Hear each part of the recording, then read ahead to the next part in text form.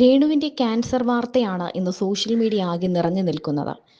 രേണുവിന് cancer ആണ് എന്ന് മാസങ്ങൾക്ക് മുൻപ് തന്നെ വാർത്തകൾ പുറത്തു വന്നിരുന്നു. എന്നാൽ ആ രോഗം ആർക്കും വരാതിരിക്കട്ടെ എന്ന് പ്രാർത്ഥിക്കുന്നു എന്ന് മാത്രമാണ് അന്ന് രേണുസുതി പറഞ്ഞത്. എന്നാൽ ഇപ്പോൾ കഴിഞ്ഞ ദിവസങ്ങളിലൊക്കെ പുറത്തു വന്നത് ഏറ്റവും വേദനാജനകമായ വാർത്തയാണ്. കാരണം സുധിയുടെ മരണശേഷവും സോഷ്യൽ മീഡിയയിൽ ആക്റ്റീവായി നിന്ന് മോഡലിങ്ങിലോട്ടും ആൽബം ഷൂട്ടിലോട്ടും സിനിമയിലോട്ടും അങ്ങനെ എല്ലാത്തിലോട്ടും കടന്നൊരു വ്യക്തിയാണ് രേണു സുധി. വിമർശനങ്ങളിലൂടെ വളർന്നൊരു പെൺകുട്ടിയാണ്, അല്ലെങ്കിൽ സ്ത്രീയാണ് എന്ന് വേണമെങ്കിൽ പറയാം. ഭർത്താവ് മരിച്ചിട്ടും തന്റെ 2 മക്കളെയും ചേർത്ത് പിടിച്ചു. എന്നാൽ പിന്നീട് കിച്ചു രേണുവിനെതിരായി മാറിയതും നമ്മൾ എല്ലാവരും കണ്ടതാണ്.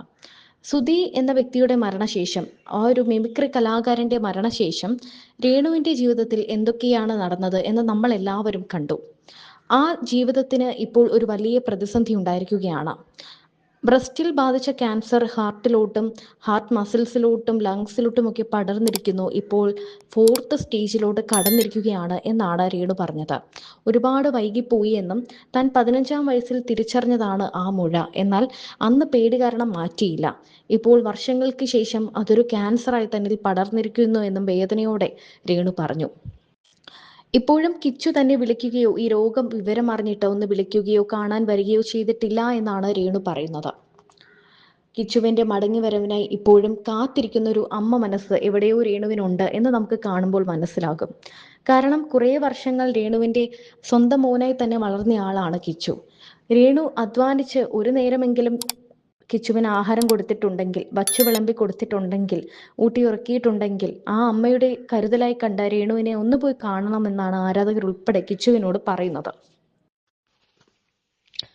ബിഗ് ബോസ് മുൻ താരവും സോഷ്യൽ മീഡിയ ഇൻഫ്ലുവൻസറുമായ രേണുസുതി ഗുരുതര രോഗത്തിന്റെ പിടിയിലാണെന്ന പ്രചരണം സോഷ്യൽ മീഡിയയിൽ കുറച്ച് ദിവസങ്ങളായി തന്നെ നടക്കുന്നുണ്ട്.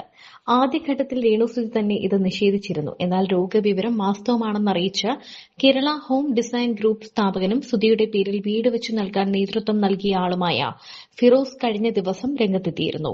രോഗവിവരം ആദ്യമായി തുറന്നു പറഞ്ഞ് രംഗത്തെത്തിയിരിക്കുകയാണ് ഇപ്പോൾ രേണുസുതി. തനിക്ക് ക്യാൻസർ ആണെന്ന് സ്ഥിരീകരിച്ചുവെന്നും 3-ാം ഘട്ടത്തിലാണ്, 3-ാം ഘട്ടം ഇപ്പോൾ പൊയ്ക്കൊണ്ടിരിക്കുന്നു, 4-ാം ഘട്ടത്തിലേക്ക് കടക്കുകയാണ് എന്നാണ് ഇപ്പോൾ രോഗമെന്നും രേണുസുതി പറയുന്നുണ്ട്. രേണുസുതിയുടെ വാക്കുകൾ ഇങ്ങനെയാണ്: എനിക്ക് ക്യാൻസർ ആണ്. ഇത്രയും ദിവസം എന്നെ സ്നേഹിക്കുന്നവരുടെ അടുത്തു നിന്നും ഞാനത് മറച്ചുവെച്ചു.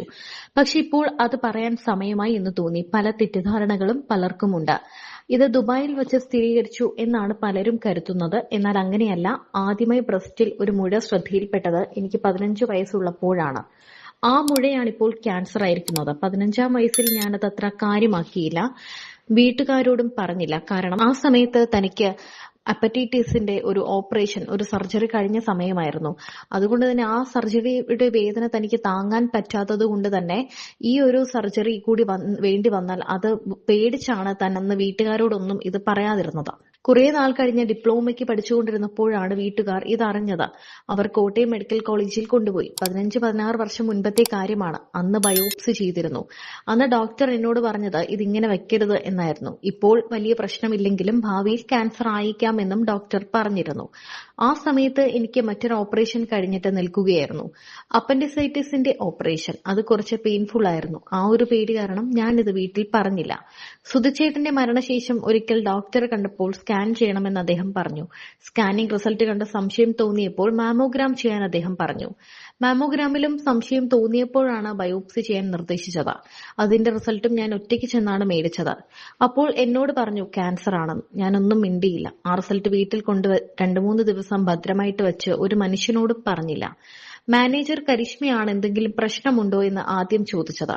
പറഞ്ഞപ്പോൾ അവൾ ഞെട്ടി. കരിഷ്മയാണ് ചേച്ചിയോട് പറഞ്ഞത്. ആദ്യം സ്വകാര്യ ആശുപത്രിയിലും പിന്നെ മെഡിക്കൽ കോളേജിലും പരിശോധിച്ചു. മെഡിക്കൽ കോളേജിലും ക്യാൻസർ ആണെന്ന് സ്ഥിരീകരിച്ചു. 3-ാമത്തെ സ്റ്റേജ് കഴിയുന്ന ഘട്ടമായി എന്നാണ് ഡോക്ടർ പറഞ്ഞത്. കീമോതെറാപ്പി തുടങ്ങണമെന്ന് പറഞ്ഞു. ഉടനെ അത് തുടങ്ങും. എന്റെ കുറച്ച് സുഹൃത്തുക്കൾക്കും മാനേജർക്കും വീട്ടുകാർക്കും കസിൻസിനും മാത്രം അറിയുന്ന കാര്യമാണ് ഇപ്പോൾ എല്ലാവരോടുമായി പങ്കുവയ്ക്കുന്നത്.